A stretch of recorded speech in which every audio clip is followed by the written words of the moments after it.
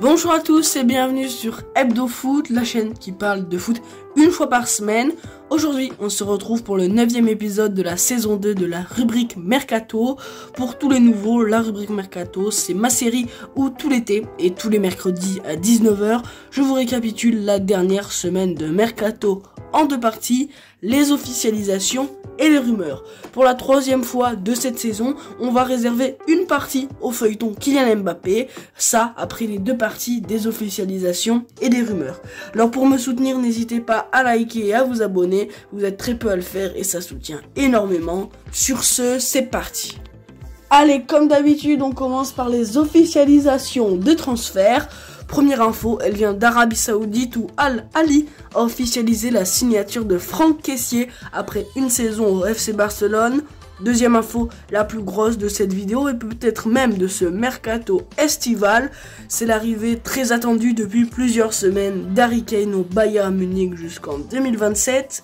On continue avec le Real Madrid qui avait annoncé dans la semaine la grave blessure de Thibaut Courtois et qu'il a déjà remplacé par Kepa Arrizabalaga. Le joueur est prêté 1 an par Chelsea. Toujours à Chelsea, Caicedo est devenu la recrue la plus chère de l'histoire de la Première Ligue. Un transfert à plus de 130 millions d'euros en provenance de Brighton a été bouclé. Pour finir, on part en France. L'ancien Marseillais Dimitri Payet s'est engagé avec Vasco da Gama au Brésil. Son ancien coéquipier Cengiz Ünder a enfin signé à Fenerbahçe après plusieurs semaines de négociations. Du côté de Paris, maintenant, Ousmane Dembélé s'est engagé pour 5 saisons. On finit avec l'OL qui vend Castello Luqueba à Leipzig pour 35 millions d'euros. Allez, excusez-moi, on finit par 3 oublis de ma part. Le premier, c'est le jeune crack Rico Lewis qui prolonge son contrat jusqu'en 2028 avec Manchester City. Le second, c'est le milieu anglais James Ward-Prowse qui s'est officiellement engagé avec West Ham. Et pour finir, Oxlade-Chamberlain a rejoint Besiktas. Allez, maintenant, on passe aux rumeurs de transfert. Donc on commence comme la semaine dernière avec les grosses infos que je vais un peu plus détailler.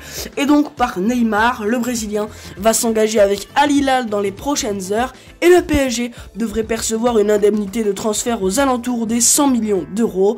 Un très joli coup. Allez, on reste à Paris avec les joueurs qui sont dans ce qu'on appelle le loft du côté de la capitale. Donc Leandro Paredes et Renato Sanchez vont rejoindre l'AS Roma. Le premier pour un transfert, le second pour un prêt. Luis Enrique et Luis Campos se seront également entretenus avec Verratti, Juan Bernat et Hugo Ekitike pour envisager un départ des joueurs ne rentrant pas dans les plans de l'Espagnol.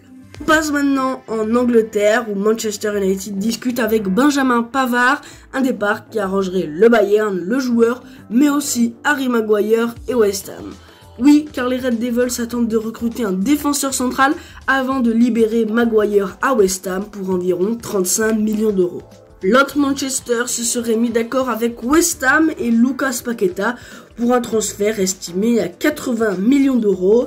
Pour autant, le club n'oublierait pas Frenkie de Jong. Du côté du nouveau Eldorado du football, aka l'Arabie Saoudite, Al Hilal a proposé un salaire de 36 millions d'euros annuel pour Bernardo Silva, qui hésite encore avec le Barça. Quant à Al Nasser, le club aurait entamé les négociations avec David De Gea. On finit maintenant avec quelques infos. En bref, le Real envisage de recruter Alphonso Davies.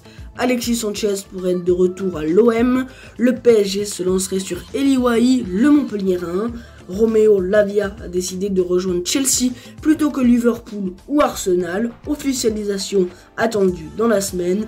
Et Charles De Kettelert, pisté par Lens et l'OM, devrait rejoindre l'Atalanta Bergame.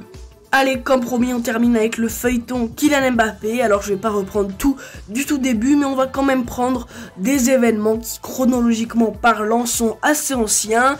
Donc, Kylian avait été mis à l'écart par le club durant la préparation, les stages de préparation au Japon et en Corée. Et lors de ce premier match ce week-end de championnat face à Lorient, l'international français aurait discuté avec ses dirigeants et aurait été réintégré au groupe.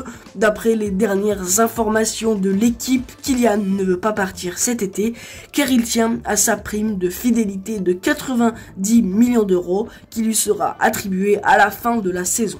Mais le joueur envisagerait une prolongation d'1 an avec obligation d'achat pour rapporter de l'argent au PSG lors de son départ. Si vous voulez mon avis sur la situation, n'hésitez pas à aller voir ma dernière vidéo intitulée Que doit faire Kylian Mbappé. Elle dure environ un quart d'heure, ça me ferait vraiment plaisir que vous alliez la voir. Et donc voilà les amis, c'est déjà la fin de cette vidéo. Je crois que j'ai une nouvelle fois respecté le défi de résumer les informations transferts en environ 5 minutes. Je pense quand même que cette vidéo est un peu plus longue des 5 minutes à cause de cette partie rajoutée sur Kylian Mbappé. C'est peut-être le plus long épisode de la chaîne sur la rubrique Mercato. Si ça vous a plu, n'hésitez pas à liker, à vous abonner, à commenter, à activer la cloche pour ne pas rater les prochains épisodes.